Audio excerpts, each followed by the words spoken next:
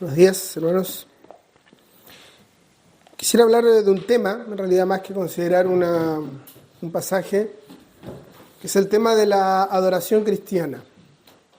A veces está mal comprendida en general en la cristiandad e incluso muchas veces entre nosotros mismos. Quisiera comenzar con un versículo que está en la carta a los Filipenses, capítulo 3.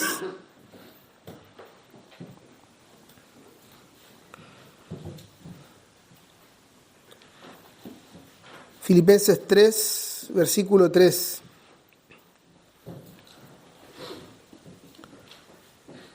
Porque nosotros somos la verdadera circuncisión, que adoramos en el Espíritu de Dios y nos gloriamos en Cristo Jesús, no poniendo la confianza en la carne. Hasta ahí solamente. Esta versión, si habrán dado cuenta los hermanos que tienen la Reina Valera, dice adoremos, ¿cierto? La Reina Valera dice servimos. En el idioma original utiliza un término que se traduce en muchas partes como adoración.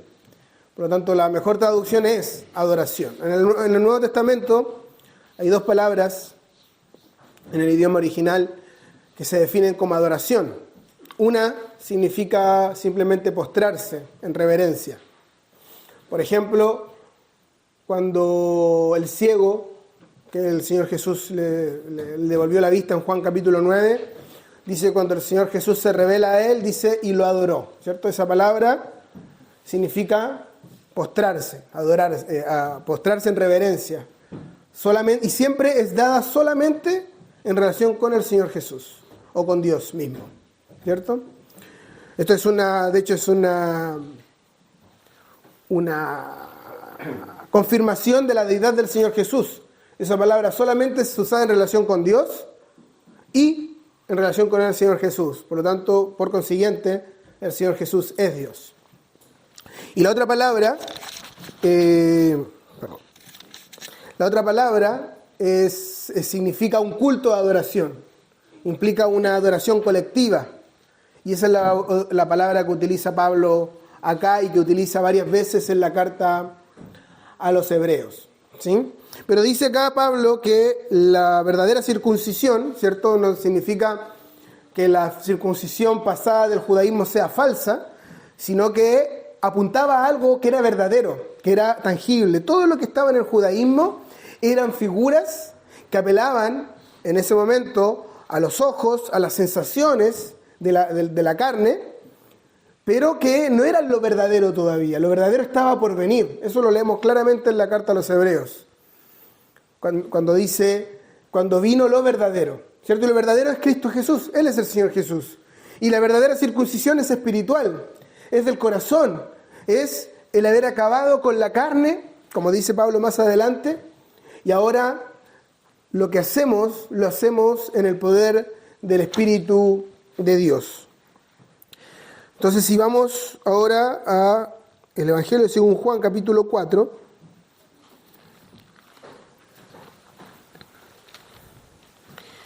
que es muy conocido con respecto a este tema. Juan, capítulo 4, en el versículo 19. La mujer le dijo, Señor, me parece que tú eres profeta. Nuestros padres adoraron en este monte y ustedes dicen que en Jerusalén está el lugar donde se debe adorar. El Señor Jesús se encontró con esta mujer, una mujer samaritana, una mujer pecadora. Dice que el Señor Jesús, al comienzo de este capítulo, le era necesario pasar por Samaria. Le era necesario porque tenía que encontrarse con esta mujer. Y a medida que el Señor Jesús revela la necesidad que hay en el corazón de ella y ella misma se va dando cuenta de esa necesidad, ella va comprendiendo quién es la persona con la cual estaba interactuando. Que no era un simple hombre que le estaba pidiendo agua, no era un simple judío. Ella llega a comprensión y dice, tú eres profeta. Y cuando comprende que él es más que un solo hombre, que es profeta, le hace una pregunta en relación con la adoración. Porque había conflicto entre los samaritanos y los judíos. Es muy largo para explicar el origen de los samaritanos, pero el origen de los samaritanos, de forma muy simple, se remonta al libro de los Reyes y Crónicas, cuando se separa el reino de Israel en dos, el reino del sur, el reino del norte. En el reino del norte, Jeroboam establece dos altares, uno en Dan, otro en Betel, para que la gente no fuera a adorar a Jerusalén. Los levitas, que eran los que estaban encargados de la adoración, no estando de acuerdo con esto, se iban a adorar a Jerusalén. Pero Jeroboam estableció sus propios sacerdotes. Con el paso del tiempo, Asiria conquistó el reino del norte y llevó cautiva la gente de allí, se la llevó a su tierra y puso gente de esas otras tierras a vivir en Israel. Y ellos venían con sus propios dioses, pero la tierra era de Jehová y Jehová empezó a enviar leones, osos y todo tipo de desastres y la gente moría. ¿Por qué pasa esto? Y preguntan, y los sacerdotes dicen, bueno, porque esta es la tierra de Jehová. Entonces trajeron sacerdotes y en pocas palabras hicieron una mezcla completa así de la adoración al Dios vivo y la adoración a sus propios dioses, y así nació la religión samaritana, una mezcla de la adoración al Dios vivo y una mezcla de la idolatría. Y tenían sus propias formas de reemplazo. Los judíos decían, en Jerusalén es el monte que se debía adorar, que era cierto, y la salvación venía por los judíos porque por ahí venía el Mesías. Sin embargo, los samaritanos decían, no, en el monte que se debe adorar es en Samaria. Y por eso esta mujer le pregunta al Señor Jesús, bueno, ustedes dicen que es en Jerusalén, los samaritanos dicen que tiene que ser en este monte, y bueno, pero ¿dónde es? ¿Dónde es el lugar donde se debe adorar a Dios en espíritu y en verdad? Y hoy en día la gente tiene las mismas preguntas. La gente sigue teniendo las mismas necesidades. El hombre, el ser humano, es un ser inherentemente religioso. Incluso aquellos que no creen en Dios tienen alguna religión en sí mismo, creen en algo. Al menos creen en la nada. Pero hay algo dentro de ellos que es el espíritu que Dios puso a todos los hombres, que tiene una conexión con lo divino. Cuando Dios sopla, ahí en el huerto del Edén, de su soplo al hombre, dice, le sopló aliento de vida y fue el hombre un ser viviente. Esto nos diferencia a nosotros de los animales, de las plantas, etcétera, etcétera. Esto es lo que anula por completo cualquier teoría de evolución humana, porque los animales nunca podrán llegar a tener el espíritu, porque no viene por una teoría científica que explica esto, sino que es Dios mismo el que sopló al ser humano y le dio una mente capaz de comprender esta unión con el Dios poderoso. Es Dios mismo el que sopla de su espíritu en el hombre, y entonces cada ser humano tiene dentro de sí, en su alma, un espíritu que puede tener una conexión con lo divino. Obviamente, esta conexión con lo divino debe ser con el Dios verdadero, pero mucha gente, en busca de esto que tiene, se va a distintas religiones. Se va al budismo, se va al hinduismo, al panteísmo, a distintos tipos de religiones porque quiere buscar esto. Nosotros es cosa de que veamos la gente que va a la India, por ejemplo, y ve lo aborrecible que es. Cómo el hombre necesita creer en algo y buscar algo porque tiene dentro de sí, ha dicho un hermano alguna vez, un vacío grande, un agujero gigante con el nombre de Dios. Y lo trata de llenar de diversas formas. Y esta mujer samaritana estaba tratando de llenar este vacío con relaciones sexuales con distintos hombres. Y el Señor Jesús le hace ver eso. Le pregunta, anda a buscar a tu marido. Y ella le dice, no tengo marido. Y el Señor Jesús le dice, bien dices, 5 maridos has tenido. Y el que tienes ahora no es tu marido. Iba de relación en relación. Y ninguna de estas relaciones podía llenar ese vacío que estaba dentro de ella. Ella tenía una sed espiritual de lo que el Señor Jesús está hablando. ¿Y cuántas personas hay en este mundo hoy en día que tienen este mismo vacío? Lo encuentran ya sea en las drogas, lo encuentran ya sea en las relaciones humanas. ¿Por qué tanta promiscuidad hoy en día entre la gente? Porque están buscando esto, lo buscan a través de algo material, como son las relaciones, pero en realidad es algo espiritual. Quieren llenar un vacío espiritual que hay dentro de ellos. Creo que lo he comentado anteriormente, pero cuando fue el avivamiento a fines de 1960 y 1970 en Norteamérica, el avivamiento de la gente de Jesús se llama, muchos eran hippies que estaban buscando algo espiritual en las drogas psicodélicas, que les hacían ver visiones y querían tener una experiencia espiritual. Estaban buscando llenar ese vacío, pero lo estaban buscando en los lugares equivocados. Pero muchos de ellos llegaron al Señor Jesús y el Señor Jesús llenó ese vacío. Muchos fue en este avivamiento que hubo. Y lo mismo sucede hoy en día. La gente necesita adorar a algo. Y esta mujer entonces se le pregunta al Señor Jesús, que al darse cuenta que Él puede ser un profeta y que puede tener lo necesario para saciar esa sed, le pregunta, bueno, ¿dónde es el lugar donde nosotros adoraremos verdaderamente? Y es la pregunta que cada ser humano, lo quiera o no lo quiera, necesita responder. Incluso si es un cristiano, un verdadero cristiano que conoce al Dios verdadero, necesita saber el lugar donde adorar al Dios verdadero. ¿Qué es lo que dice ella? ¿En este monte o en este otro monte? Y el Señor Jesús le dice, mujer, cree lo que digo. La hora viene cuando ni en este monte ni en Jerusalén adorarán ustedes al Padre. Ustedes adoran lo que no conocen. Nosotros adoramos lo que conocemos, porque la salvación viene de los judíos. Pero la hora viene, y ahora es, cuando los verdaderos adoradores adorarán al Padre en espíritu y en verdad, porque ciertamente a los tales el Padre busca que lo adoren. Dios es espíritu, y los que lo adoran deben adorar en espíritu y en verdad. Es decir, hay un cambio inmenso que se estaba llevando a cabo en la economía judía. Imagínense, para los judíos era difícil entenderlo. Imagínense un samaritano que tenía mezcla de todo tipo de adoración a distintos ídolos. Y él le dice, mira, es verdad, la adoración hoy en día se presta acá en Jerusalén y acá es el lugar de adoración. Pero viene la hora. Y ahora es, ¿y por qué dice ahora es? Porque Él estaba allí, el Señor Jesús, el que iba a cambiar todo. Todos los tratos de Dios para con su pueblo iban a cambiar y para con el mundo entero. Y viene la hora cuando ni en Jerusalén ni en este monte adorarán al Padre.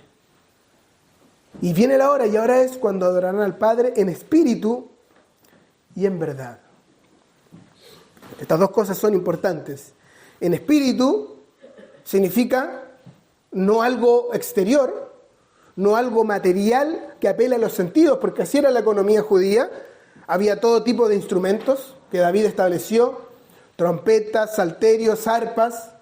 Todo esto apelaba a los sentidos, era material, no era en espíritu. No, pero que David danzaba, dicen muchos. David danzaba y cantaba y tocaba el arpa, y por lo tanto lo mismo debe ser para el cristiano hoy en día. No hay ninguna cosa en el Nuevo Testamento donde se utilicen instrumentos musicales para la adoración cristiana. No que sean malos los instrumentos, no, sino que para la adoración colectiva cristiana de la cual estamos hablando, no hay nada que apele a los sentidos ni a los ojos, sino que la adoración debe ser en espíritu, en esto que hay dentro nuestro, que tiene esta comunicación con el Dios vivo. No debe haber nada exterior que interfiera esta adoración, que debe ser en espíritu, pero también debe ser en verdad. La adoración judía hasta ese momento era en verdad, porque era la que Dios había establecido, pero no era en espíritu. Porque cualquier judío puede decir, bueno, quiero adorar a Dios, voy al templo, mis pecados no están limpiados, pero estoy adorando. Ofrezco un sacrificio, traigo un animal. Eran todas formas exteriores que apelaban a los sentidos, pero que dejaban el corazón sin ser tocado. Ahora el Señor Jesús está diciendo, vamos a sacar todo esto alrededor para que sea el corazón del hombre, el que esté en una adoración directa con el Dios vivo y verdadero. Ahora podemos leer una historia en el Antiguo Testamento para ejemplificar esto. Está en el segundo libro de Crónicas.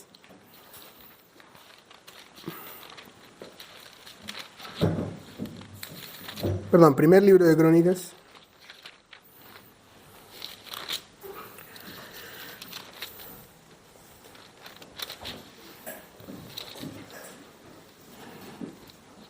capítulo 13.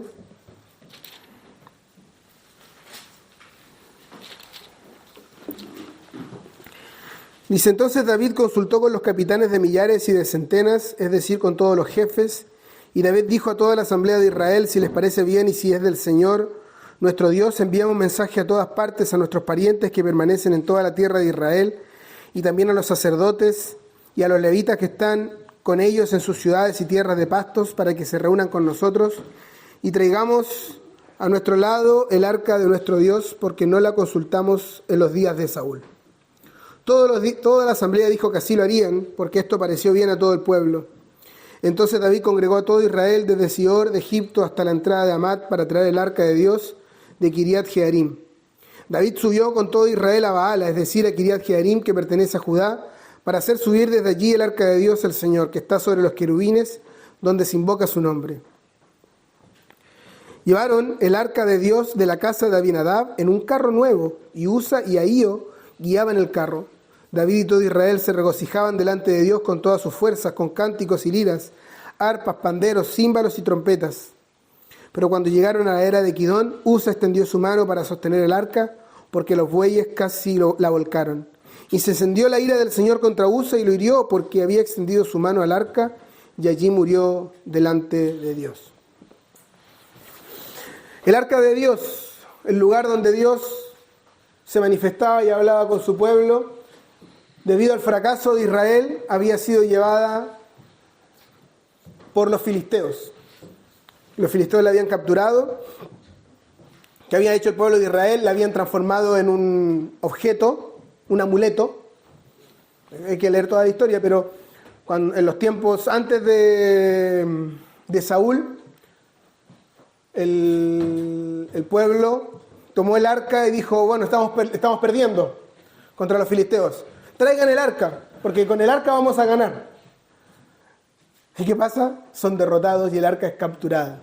¿Cuántas personas hacen lo mismo con el nombre del Señor? Lo usan como un amuleto y creen que a partir de esto entonces todas las cosas están garantizadas. Hay un versículo en Miqueas, lo voy a leer solamente para no perder el hilo de lo que estamos leyendo. Miqueas.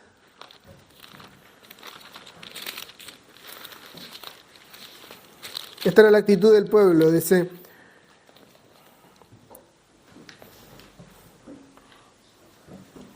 sus sacerdotes enseñan por precio, sus profetas adivinan por dinero y se apoyan en el Señor diciendo, ¿no está el Señor en medio de nosotros? No vendrá sobre nosotros mal alguno. ¿Cierto? A veces se dice, no, pero si nos reunimos al nombre del Señor, tenemos las doctrinas, tenemos las verdades. ¿Qué malo nos va a pasar si estamos en el camino correcto, estamos en el terreno correcto? Y sin embargo, ¿qué le pasó a Israel? El arca fue llevada por los filisteos. Pero no duró mucho entre los filisteos, se la pusieron con su ídolo, con Dagón. Dagón al día siguiente estaba postrado, luego al día siguiente postrado y sus manos cortadas. Y los filisteos dicen, saquemos el arca de acá. ¿No? Y la toman y la ponen en un carro llevado por vacas y la llevan a la casa de Abinadab donde estaba, ¿cierto? Y ahí quedó, hasta los tiempos de David. Y en los tiempos de David dice, bueno, el arca está con los filisteos, traigámosla de vuelta. Dice, pero ¿y cómo la trajeron de los filisteos a la casa de Abinadab? Alguien le dijo, la trajeron en un carro nuevo.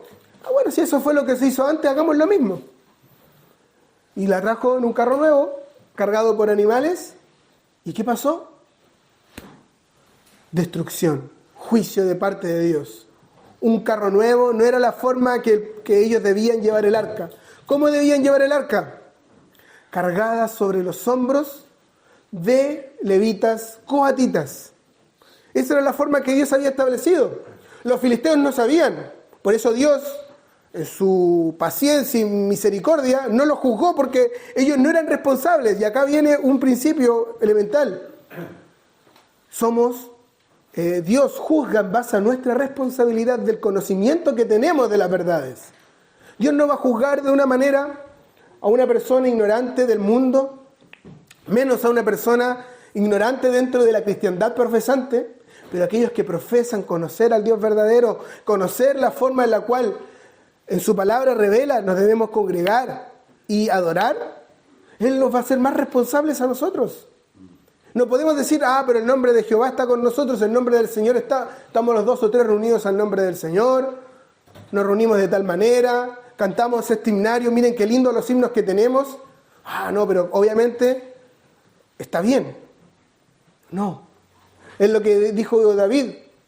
Bueno, ¿cómo la llevaron de la casa de los filisteos a Abinadab en un carro nuevo? Bueno, si eso es lo que se ha hecho siempre, hagámoslo. ¿Cuál problema hay? ¿Y cuántas personas hacen las cosas solo porque ha sido la forma que siempre se ha hecho y nunca se cuestionan si realmente es la forma que Dios tiene establecida en su palabra para congregarse? Ya sea para congregarse para escuchar la palabra, ya sea para congregarse para orar, ya sea para congregarse para adorar.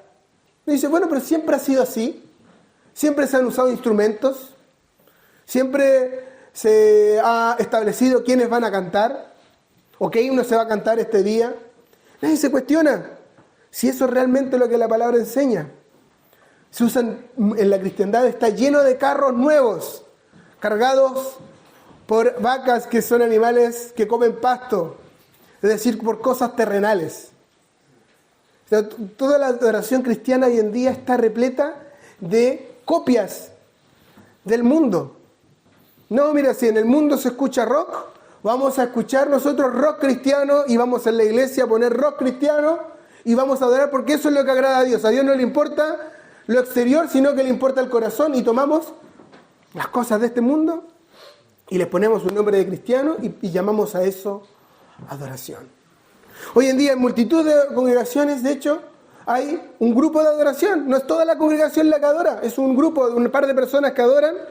Y con eso se transgrede un mandamiento, un principio de la palabra, que todos los cristianos son sacerdotes. Todos los cristianos son sacerdotes. Todos podemos adorar y debemos adorar en espíritu y en verdad. Cuando la iglesia se congrega, todos a una sola voz cantan, oran y alaban a Dios. Pero ¿qué pasa hoy en día? Establecen un grupo de adoración y la gente ya no tiene himnarios. Van y escuchan el grupo como si fuera un concierto y nadie canta. Y se transgrede, es un carro nuevo. Es un carro nuevo según los principios de este mundo. Y nadie se cuestiona que está mal. ¿Por qué? Porque siempre se hizo así. Porque los filisteos lo hicieron así, que eso representan a la falsa religión. Entonces, ¿por qué nosotros? A Dios no le importa esto. A Dios le importa el corazón, dicen.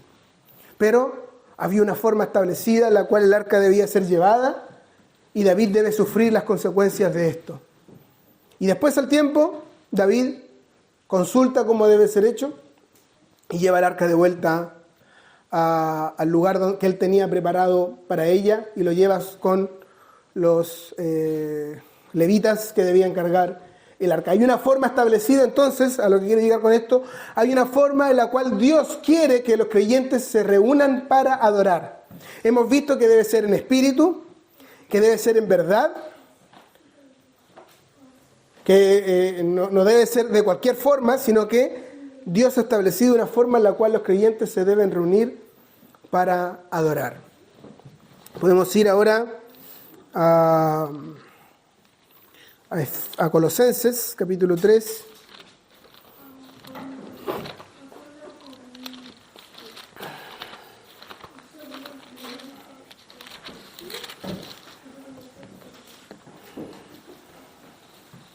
En el versículo 16. Dice que la palabra de Cristo habita en abundancia en ustedes con toda sabiduría, enseñándose y amonestándose unos a otros con salmos, himnos y canciones espirituales, cantando a Dios con acción de gracias en sus corazones. Y en Efesios, capítulo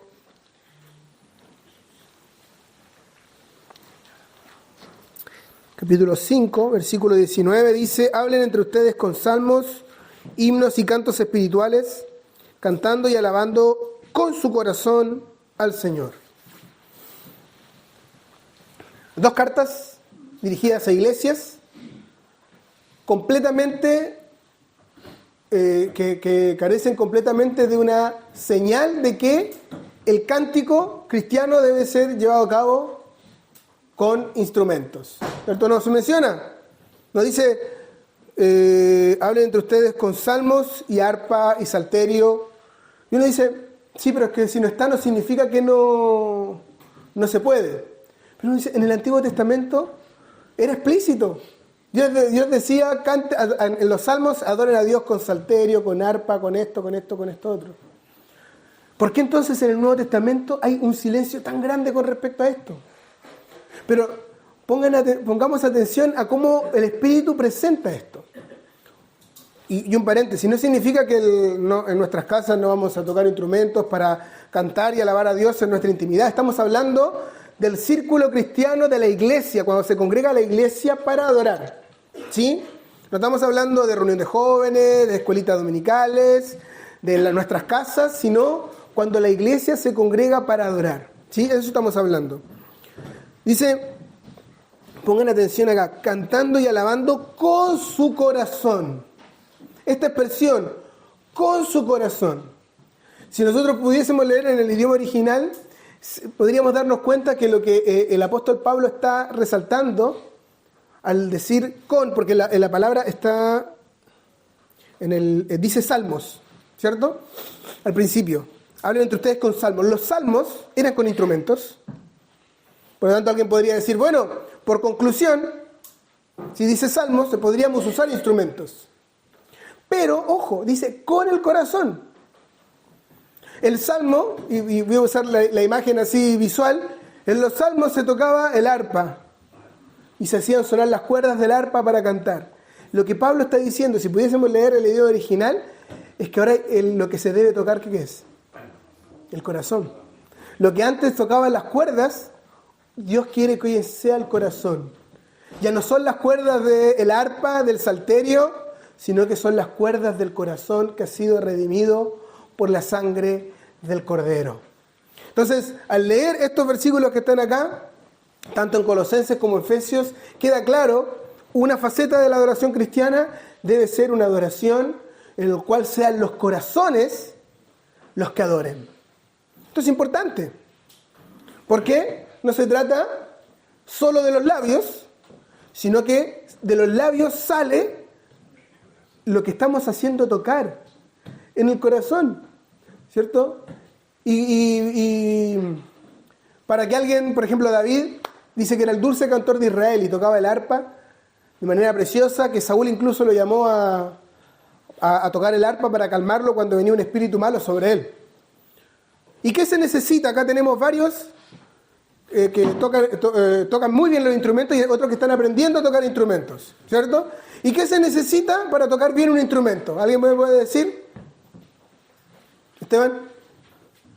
Disciplina, perseverancia, tocar mucho el instrumento y aprender cómo se toca el instrumento.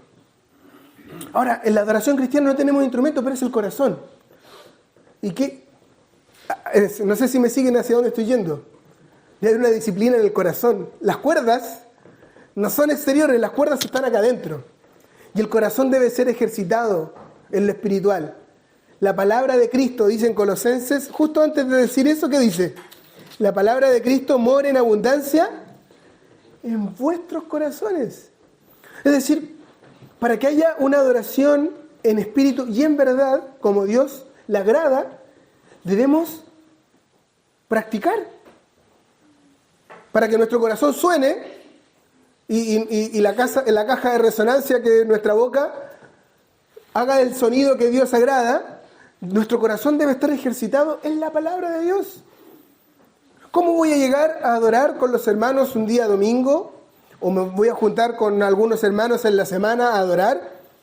¿De qué voy a adorar? Por eso, tristemente hoy en día las canciones cristianas o la adoración cristiana es tan pobre, tan falta de profundidad, porque nadie va a la palabra y considera la profundidad de los pensamientos de Dios para con nosotros. Nuestro corazón debe estar disciplinado, debemos tocarlo constantemente. Cantamos en nuestras casas a Dios, le alabamos, adoramos, en oración de rodillas le adoramos, leemos su palabra y resaltamos las glorias del Señor Jesús. Por ejemplo, Un libro tan lindo, tan bello como el Cantar de los Cantares. Si miramos en la figura del esposo al Señor Jesús, vamos a encontrar múltiples motivos de adoración, por ejemplo. O si vamos a los evangelios, consideramos la muerte en la cruz del Señor Jesús, su arresto, sus sufrimientos, los momentos durante la cruz, nuestro corazón va a ejercitarse en esta adoración. Pero el otro día alguien me decía, lamentablemente los cristianos nunca mienten tanto como cuando cantan. Porque muchas veces lo que cantan es algo que no han sentido y han experimentado en sus corazones. Para que eso no sea así en nosotros, para que no haya en nosotros la levadura de los fariseos, debemos practicar y practicar mucho nuestro instrumento que tenemos. ¿Cuál es el instrumento que el cristiano tiene? Su corazón. No tenemos grandes procesiones de trompetas, arpas, salterios, decacordios como tenía en el Antiguo Testamento. Tenemos un corazón. Y cuando vamos al libro de Hechos y vemos a los primeros creyentes, ¿qué dice? Que la multitud de los creyentes eran de un solo corazón. Ese corazón de todos los creyentes se unía y la adoración a Dios subía como una sola delante de Él.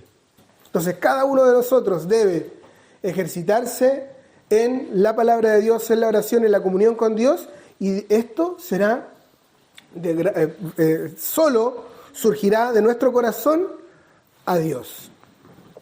Pero vamos ahora a la primera carta a los Corintios.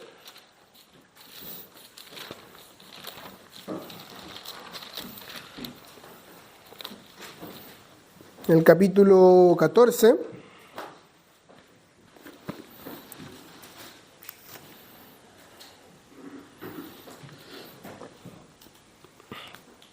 En el versículo 15. Primero a los Corintios 14, 15. Entonces, ¿qué? Oraré con el espíritu, pero también oraré con el entendimiento. Cantaré con el espíritu, pero también cantaré con el entendimiento. De otra manera, si bendices solo en el espíritu, ¿cómo dirá el amén a tu acción de gracias al que ocupa el lugar del que no tiene ese don, puesto que no sabe lo que dices? Porque tú bien das gracias, pero el otro no es edificado. Acá está hablando de un asunto que pasaba en la iglesia de Corintio, que tenían todos los dones.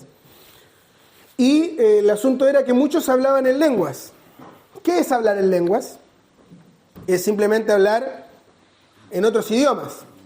Cuando la iglesia fue formada en Pentecostés, había muchas personas de distintas nacionalidades allí. Y con el propósito de mostrar Dios que había unido a su iglesia en un solo cuerpo, Él dio a los creyentes que hablaran en los idiomas de las personas que escucharan, justamente para resaltar que ahora eran un solo corazón y una sola alma. En el judaísmo eran todas personas individuales que se acercaban al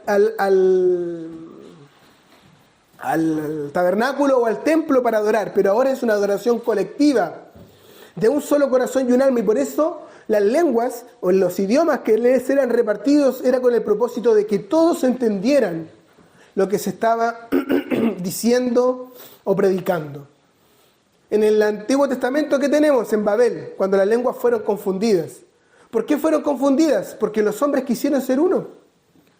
Vamos a hacer una unidad. Pero era una unidad hecha por los hombres, una unidad sin tener en consideración a Dios. Entonces, ¿Dios qué hace? Dispersa las lenguas para que nadie entendiera lo que el otro hace. Pero en Pentecostés Dios hace lo reverso. Revierte esto, porque ahora hay una unidad verdadera según Dios. Ya no es la unidad que el hombre quiso hacer en Babel, ahora es la unidad que hizo el Espíritu Santo. El Espíritu Santo descendió y unió a esos 120 que estaban en el aposento alto en un solo cuerpo. Ya no hay necesidad de que las lenguas sean confundidas. Ahora todos podían entenderse unos a otros y el mensaje podía ser entendido por todos. Pero ¿qué pasaba? El tiempo pasó. Y estos dones que eran para el principio, que eran justamente para la manifestación de que Dios había unido a la iglesia en un solo cuerpo, empezaron a ser mal usados. Las personas hablaban en la iglesia en un idioma que nadie entendía.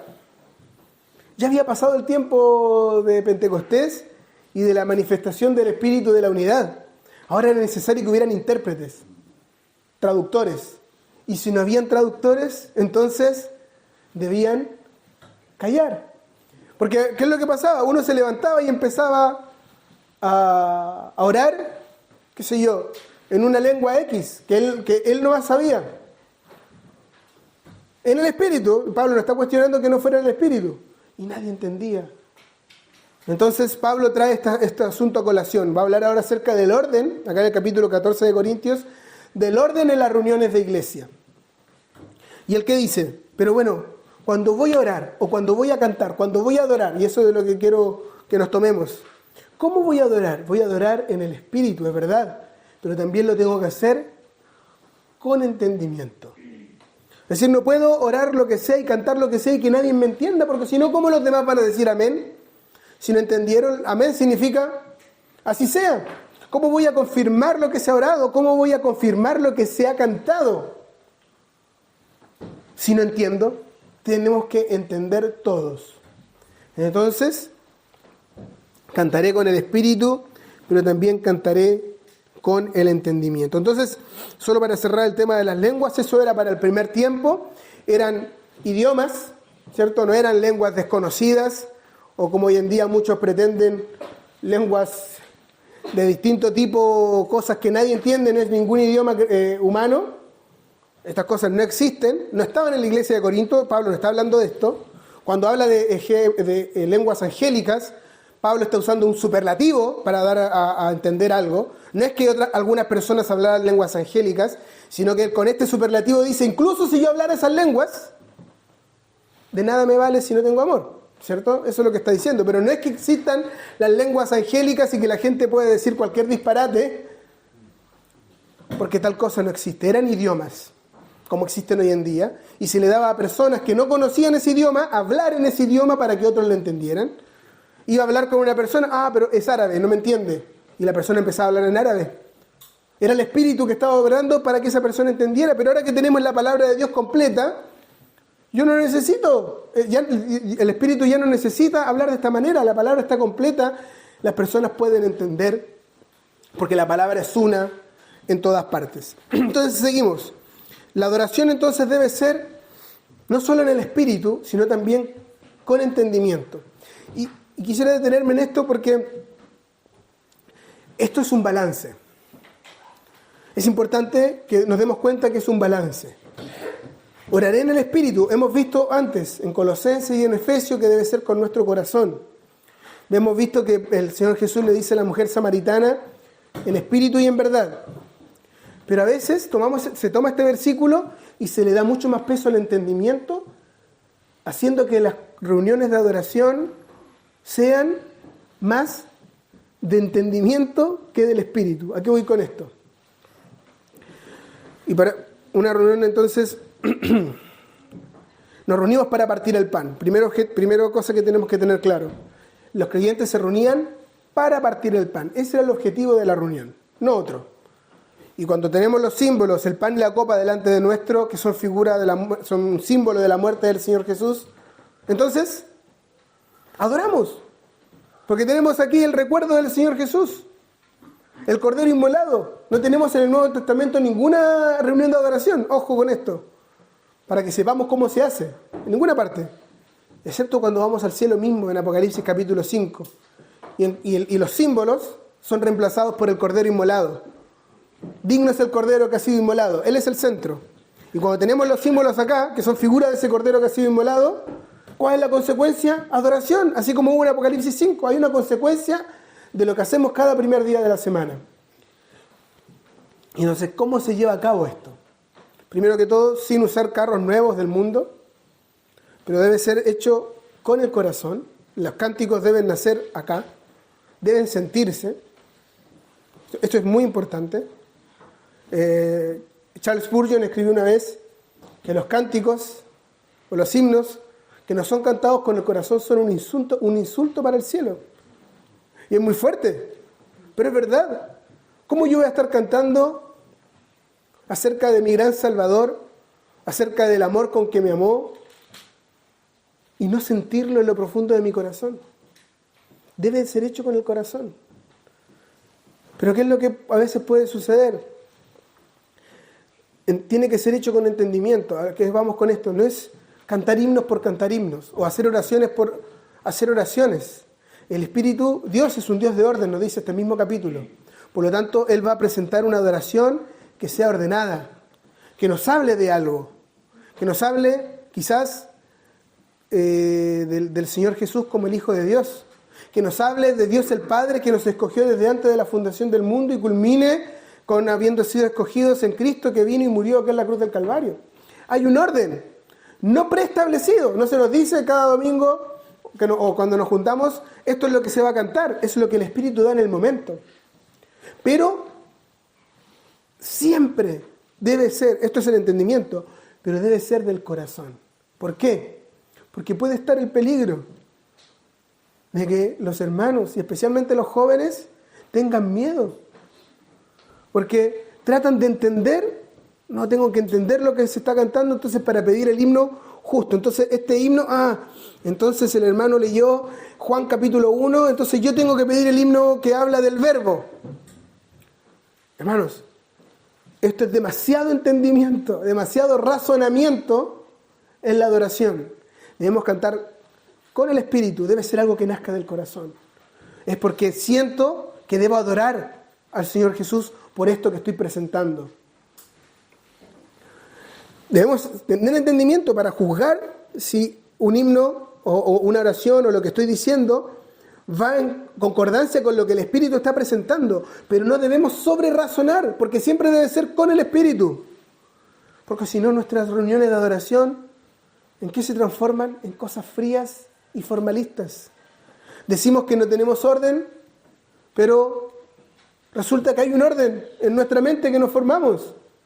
No hay un orden preestablecido, pero en nuestras mentes sabemos que, pero mira, se acerca que va a terminar la reunión. Entonces, bueno, está acercando el partimiento del pan, pidamos un himno que hable del partimiento del pan. ¿Y quién dijo que el partimiento del pan debe ser al final de la reunión? ¿Dónde está escrito eso? Si el Espíritu quiere, puede ser al inicio, a la mitad de la reunión. ¿Y por qué tiene que ser un himno que habla del partimiento del pan? Esos sobrerazonamientos termina haciendo de las reuniones que dicen ser en espíritu, en una costumbre. Ahora, y me quiero dirigir no solamente, porque quizás muchos dicen, bueno, esto solamente es para los hermanos que participan. No, las hermanas también tienen que estar en el mismo ejercicio espiritual. Somos un corazón y un alma, deberíamos ser.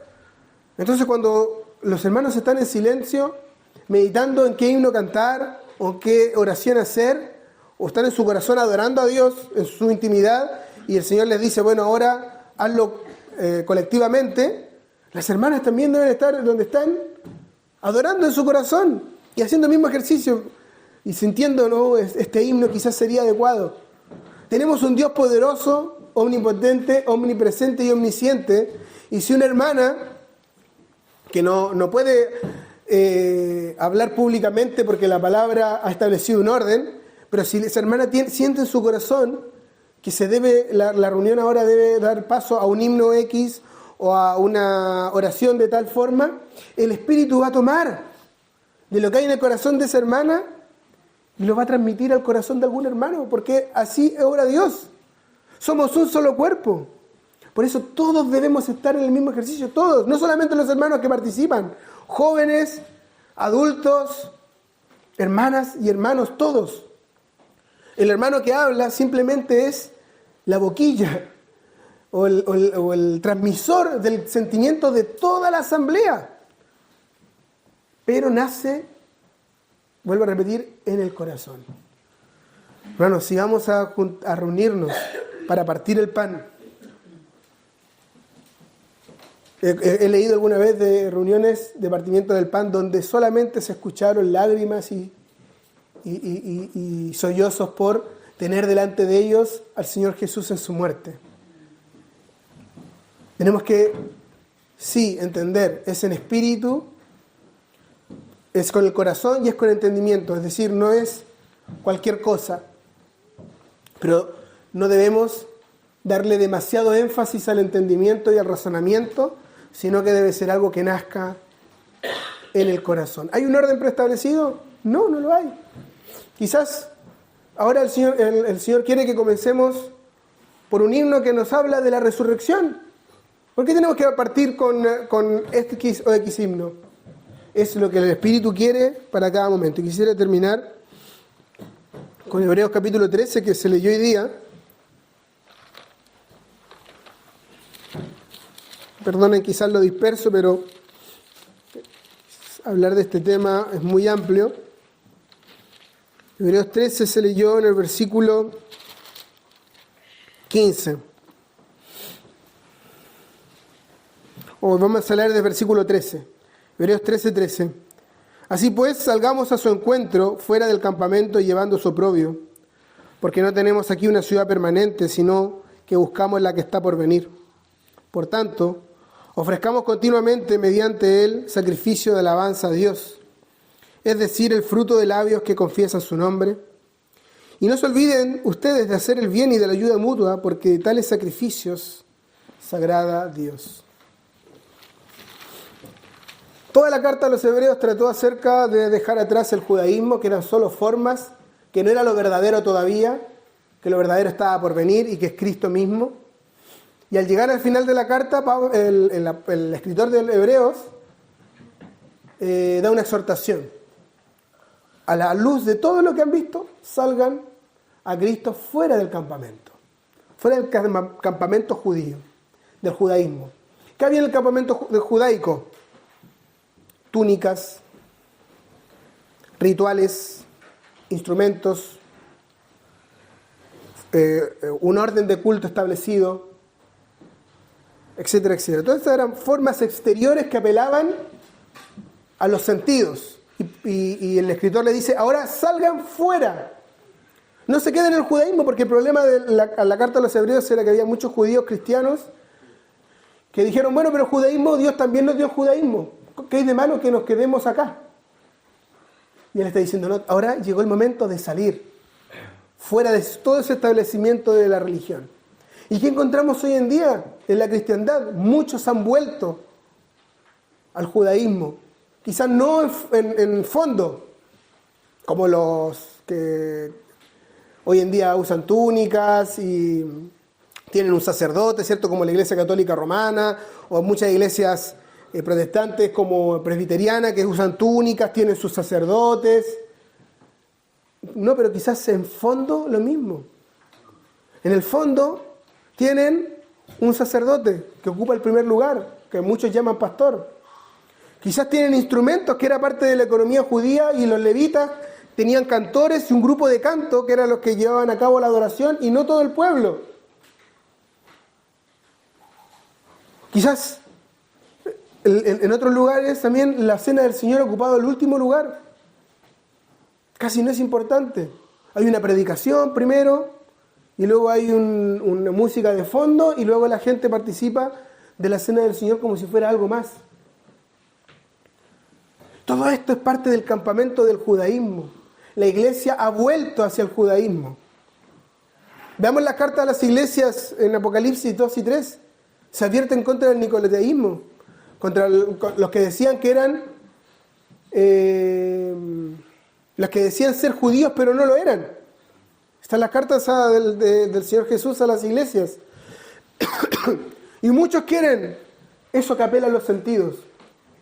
El grupo de la adoración, los instrumentos, las vestimentas, las vestiduras, todo esto apela a la carne. Y el escritor a los hebreos dice, salgan al Señor, fuera de todo eso que apela a la carne y vengan a lo verdadero. Y ofrezcan continuamente, mediante de Él, de Cristo, dos tipos de sacrificios. Sacrificio de alabanza a Dios, es decir, el fruto de labios que confiesan su nombre. Es una alabanza de nuestras bocas, oraciones, cánticos, pero ya hemos visto que eso nace en el corazón, en el ejercicio personal de una comunión con Dios. Debe nacer en el corazón. Nunca vamos a insistir lo suficientemente en esto, creo. debe nacer en el corazón. Cuando yo canto o cuando yo oro por simple repetición, o porque este es el himno que debería ser el más adecuado, y no sé si a alguien le ha pasado, pero quizás a alguien le ha pasado, dice, ¡ay! Pedí el himno justo que tenía que ser. ¡Ay! Finalmente sigue siendo una vanagloria. Y desanima a muchos, porque muchos quieren presentar un culto perfecto. Pero, ¿qué es más importante? Pongamos en la balanza. Tiene que ser en el corazón. Quizás el himno o la oración que hizo un hermano, un joven, un hermano mayor, quizás no era conforme al orden que en ese momento el Espíritu estaba presentando. Pero si fue hecho con el corazón realmente, de un corazón que realmente buscaba la adoración a Dios. Los sacerdotes del Antiguo tenían una mitra en su cabeza que decía santidad a Jehová. Eso es santificado por Dios porque fue hecho realmente con el corazón. Pero nos encontramos muchas veces juzgando la adoración de una iglesia o de los demás por nuestro razonamiento que está razonando sobre algo que es del corazón. Fruto de labios que confiesan el nombre del Señor, que nace desde el corazón. Pero otro sacrificio, no se olviden ustedes de hacer el bien y de la ayuda mutua, porque de tales sacrificios se agrada a Dios. La ayuda mutua acá es una palabra, compartir de nuestros bienes. ¿De qué me sirve yo adorar de boca si no estoy llevándolo a la práctica, ayudando a mis hermanos que tienen necesidad?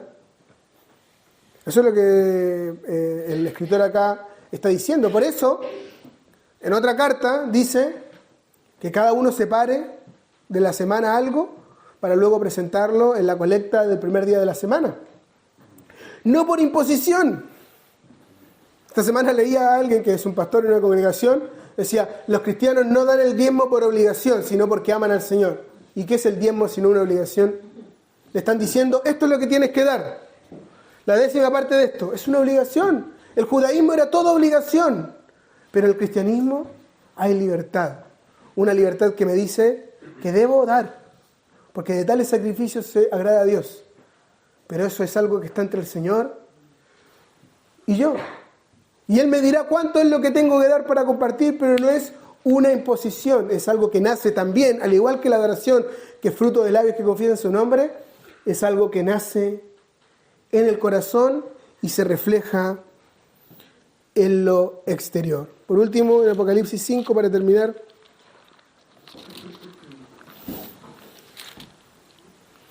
No, perdón, en Apocalipsis 22, quisiera leer. Apocalipsis 22, el versículo que se leyó hoy día. Versículo 21. Apocalipsis 22, 21. La gracia del Señor Jesús sea con todos, o con todos vosotros, dice la Reina Valera. Hermanos, ¿no es grandioso esto? Este último versículo. La Biblia, ¿cómo empieza? En el principio creó Dios. Vemos a un Dios único, que siempre ha sido, siempre ha existido, pero que estaba en la eternidad solo. En la deidad, ¿cierto? El Padre y el Hijo, el Espíritu Santo, el Hijo era la delicia del Padre de día en día, etc. Pero solo. En el principio creó Dios. Y cuando llegamos al final de la Biblia, ya no encontramos a un Dios solo. Encontramos a un Dios que dice, con todos vosotros. El Padre tales adoradores buscaba que le adoraran. Y los tiene. Son sus hijos, los que ha redimido.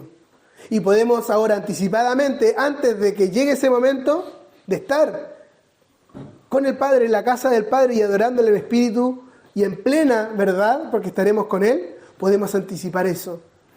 Cada primer día de la semana cuando nos reunimos y decir, aquel Dios que en la eternidad se deleitaba en sí mismo, ha querido a través de la historia del hombre tener muchos hijos en la gloria, muchos adoradores que lo adoren en espíritu y en verdad. Y cuando vemos la historia de toda la Biblia, desde Génesis, Apocalipsis, llegamos al final y encontramos, termina con nosotros. La Biblia comienza con Dios y termina con los creyentes.